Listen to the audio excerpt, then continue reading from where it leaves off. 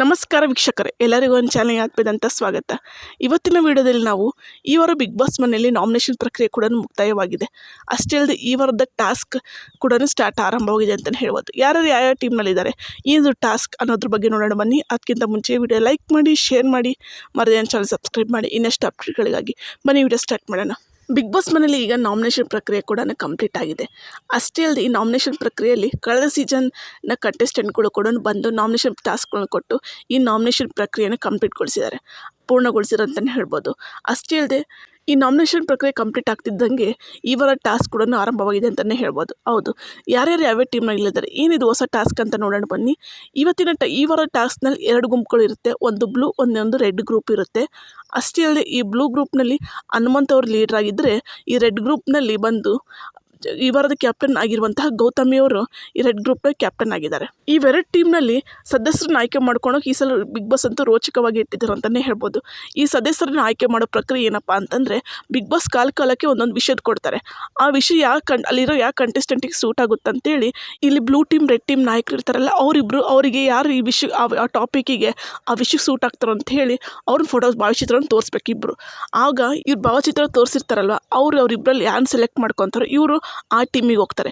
For example, ಆಟಕ್ಕುಂಟು ಲೆಕ್ಕಕ್ಕಿಲ್ಲ ಅಂತ ತೋರಿಸ್ತಾರೆ. ಆಗ ಚೈತ್ರ ಕುಂದಾಪುರ್ ಅವ್ರದ್ದು ಹಾಗೂ ಸುರೇಶ್ ಅವ್ರನ್ನ ತೋರಿಸ್ತಾರೆ. ಬ್ಲೂ ಟೀಮ್ನ ಹನುಮಂತ ಆಗಿರ್ಬೋದು, ರೆಡ್ ಟೀಮ್ನ ಗೌತಮಿ ಆಗಿರ್ಬೋದು, ಇವರಿಬ್ಬರು ಬೇರೆ ಬೇರೆ ಭಾವಚಿತ್ರನ ಸೆಲೆಕ್ಟ್ ಮಾಡಿದ್ದಾರೆ. ಅಂದರೆ ಬೇರೆ ಬೇರೆ ಕಂಟೆಸ್ಟೆಂಟ್ ಸೆಲೆಕ್ಟ್ ಮಾಡಿದ್ರು ಆ ವಿಷಯಕ್ಕೆ. ಆಗ ಇವರಿಬ್ಬರು ಅಲ್ಲಿ ನಿಂತಿರೋ ಕಂಟೆಸ್ಟೆಂಟ್ನ ಕೇಳೋ ಅವಶ್ಯಕತೆ ಇರಲ್ಲ. ಇವ್ರು ಸುಮ್ಮನೆ ಆ ಭಾವಚಿತ್ರನ ತಮ್ಮಲ್ಲಿ ಅಲ್ಲಿ ಕೊಟ್ಟಿರೋ ವಾಲ್ ಫ್ರೇಮ್ನಲ್ಲಿ ಹಾಕ್ಬೋದು. ಆದರೆ ಇವರಿಬ್ಬರು ಯಾವಾಗ ಒಂದು ವಿಷಯಕ್ಕೆ ಒಬ್ಬರನ್ನೇ ಸೆಲೆಕ್ಟ್ ಮಾಡ್ತಾರೋ, ಆಗ ಎರಡು ತಂಡದ ನಾಯಕರು ಅಂದರೆ ಬ್ಲೂ ಹಾಗೂ ರೆಡ್ ತಂಡದ ನಾಯಕರು ಫೋಟೋ ಸೇಮ್ ತೋರಿಸಿರ್ತಾರಲ್ಲ, ಆವಾಗ ಅಲ್ಲಿ ನಿಂತಿರೋ ಕಂಟೆಸ್ಟೆಂಟ್ನ ಕೇಳ್ಬೋದು, ನೀವು ನಮ್ಮ ಟೀಮಿಗೆ ಬರ್ರಿ ಅಂತ ಇಬ್ಬರು ಕೇಳ್ಕೊಬೋದು. ಅವರಿಬ್ಬರಲ್ಲಿ ಇವರು ಯಾರು ಕಂಟೆಸ್ಟೆಂಟ್ ಯಾರನ್ನ ಸೆಲೆಕ್ಟ್ ಮಾಡ್ತಾರೋ ಅವರು ಆ ಟೀಮಿಗೆ ಹೋಗ್ತಾರಂತ ಈ ಟಾಸ್ಕ್ನಲ್ಲಿ ಇರೋದು. ಹಾಗೆ ನೀವು ನೋಡಿರ್ಬೋದು ಪ್ರೋಮೋದಲ್ಲಿ, ಮಾನಸಿಕವಾಗಿ ಬಲಶಾಲಿ ಆಗಿರುವ ಸದಸ್ಯ ಅಂದಾಗ ಇಬ್ಬರು ಹನುಮಂತ ಹಾಗೂ ಗೌತಮಿ ಇಬ್ಬರು ಅವರು ಮೋಕ್ಷದವ್ರ ಫೋಟೋ ಇಡ್ತಾರೆ. ಆಗ ಇವೆರಡನ್ನ ಯಾವ ಟೀಮಿಗೆ ಹೋಗ್ಬೇಕು ಅನ್ನೋದು ಅದು ಮೋಕ್ಷದವ್ರು ಡಿಸೈಡ್ ಮಾಡ್ತಾರೆ. ಗೌತಮಿ ಟೀಮಿಗೆ ಹೋಗ್ಬೇಕಾ ಇಲ್ಲ ಹನುಮಂತ ಟೀಮಿಗೆ ಹೋಗ್ಬೇಕಾ ಅಂತ.